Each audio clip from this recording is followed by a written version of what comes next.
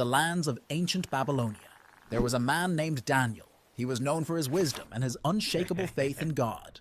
3 times every day, Daniel would open his window and sit down on his knees in prayer.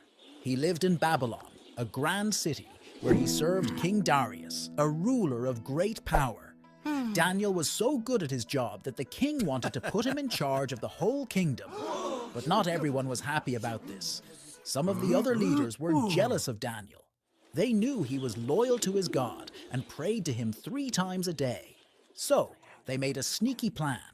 They went to King Darius and convinced him to make a law that for 30 days, no one could pray to any god or human except to the king. They knew this was one law Daniel would never follow. Daniel, upon hearing this decree, did not change. With the windows of his chamber open, he knelt and prayed, just as he always had. The officials, lurking like shadows, caught him in the act and brought him before the king. King Darius, distressed, realized he had been tricked into condemning his most trusted advisor. Yet the law of the Medes and Persians could not be revoked. With a heavy heart, he ordered Daniel to be cast into the lion's den, hoping in some way his God would save him.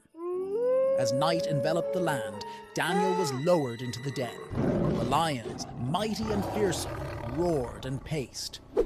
But as Daniel stood among them, a serene calm enveloped him. He spoke softly to the beasts, his voice a steady beacon in the darkness. Miraculously, the lions did not harm him. They lay around him, their usual ferocity replaced with a peaceful presence.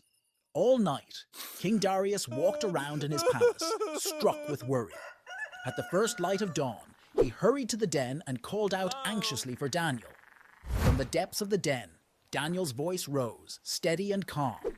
"O king, my God sent his angel and the lions have not hurt me." Overjoyed, King Darius commanded that Daniel be lifted from the den. Not a scratch was found on him, for his faith had protected him. Then, in a turn of justice, the king ordered those who had conspired against Daniel to be thrown into the lion's den. This time, the lions did not hold back, and the conspirators met a swift end. King Darius issued a new decree, declaring that in every part of his kingdom, people must respect Daniel's God. Daniel's bravery and trust in God protected him from the lion.